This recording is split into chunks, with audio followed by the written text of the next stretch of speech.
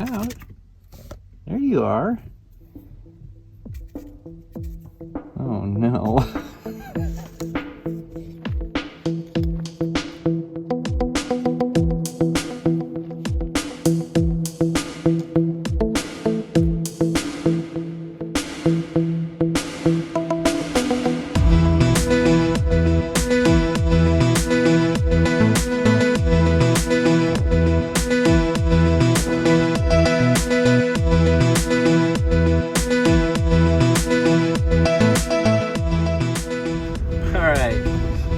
I'm in first gear, my foot is to the floor, and we're going less than 10 miles per hour. I think we're at close to 12,000 feet, and I probably shouldn't be up here in this van.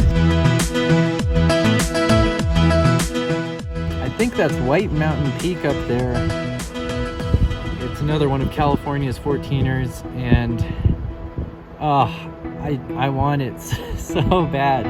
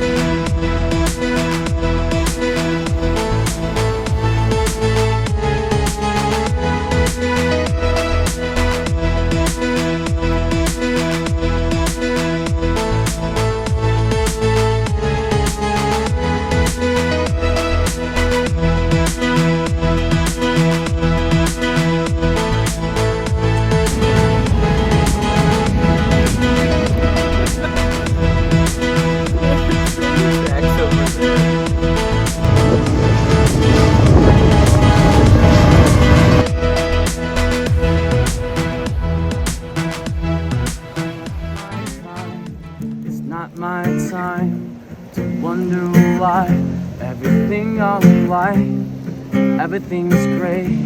Now you're here, now you're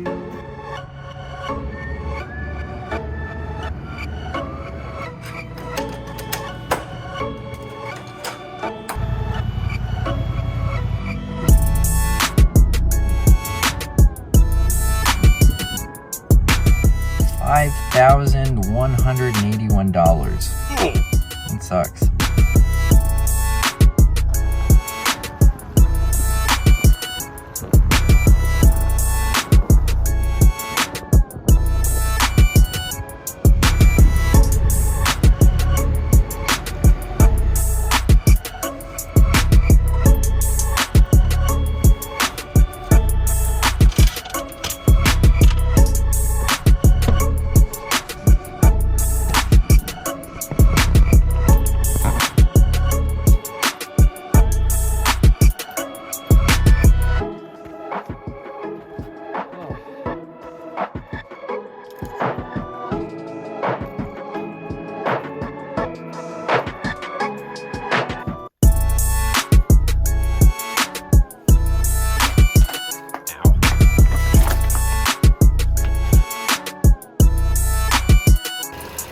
Pop it, and then click it back, and now we're back to 13.3.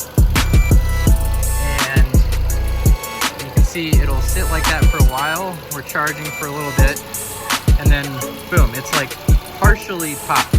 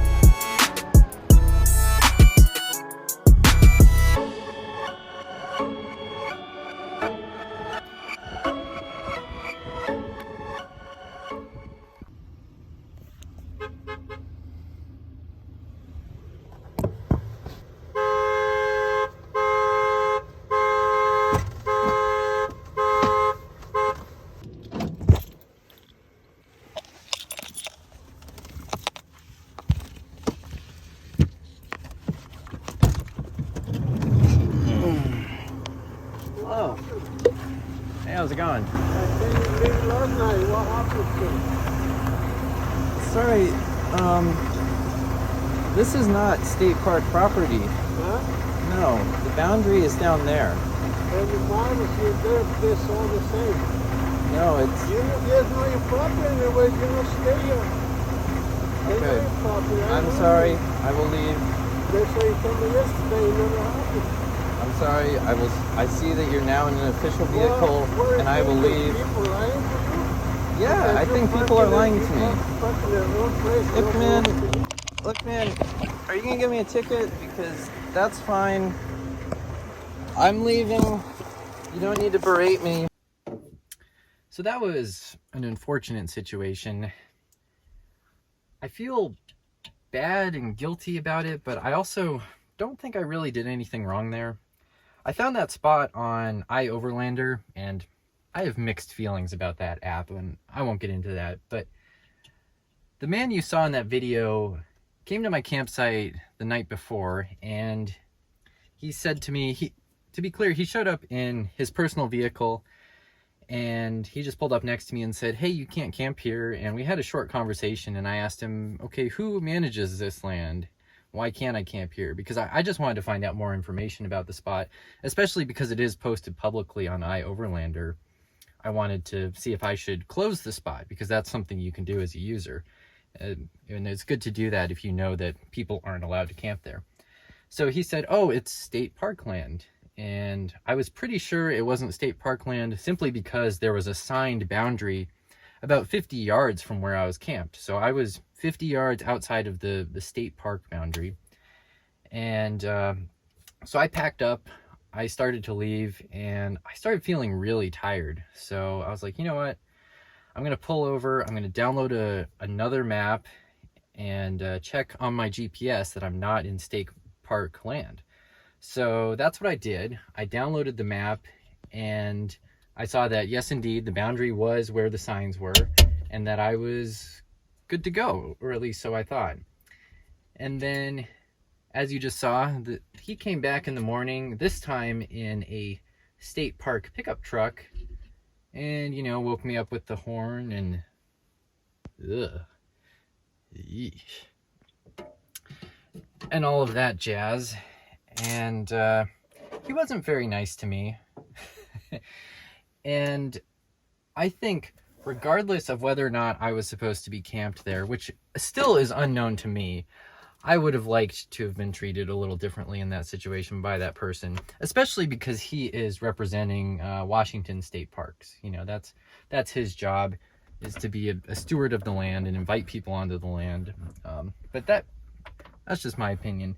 So I called the Washington State Park office this morning and explained the situation to them. I explained to them what happened, and they're going to get back to me.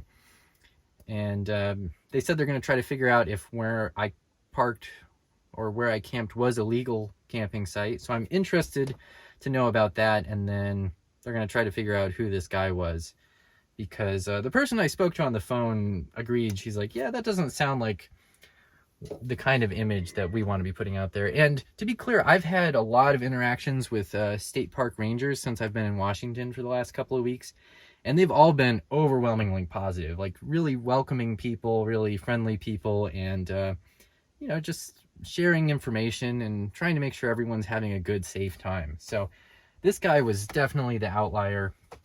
And anyways, enough about that. I've been on the road for 2 months now, and kind of wanted to do like a check-in, share how things are going, and I don't know, talk about what life has been like, because this is still a pretty new thing to me. But I have to say, like, in the last week or so, it's taken almost 2 months, but in the last week or so, I finally felt like I am doing okay on the road. I mean, what I mean by that is, like, I finally feel like I have a good routine going. I'm kind of getting in the swing of things. I know where to get water. I know where to park at night, except for last night. And yeah, life is good. I feel good about what I'm doing. And it's, as you just saw, you saw a bunch of footage from the last month or so of me traveling.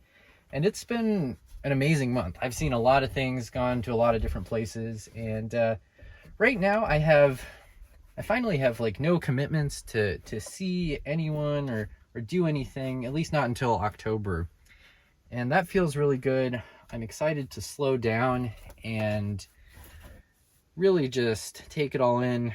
One thing I will say is I've been spending too much money while traveling, and a lot of that is gas, and also because I've spent so many days just driving.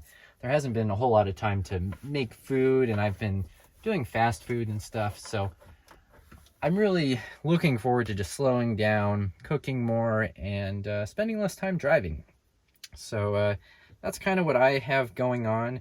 I am cleaning house right now because I'm going to do the long-awaited van build tour video tomorrow morning, so you can look forward to that in the next video. And yeah, I just wanted to thank you all for subscribing to my channel and following along on your adventure, on my adventure, and I will see you guys in the next one.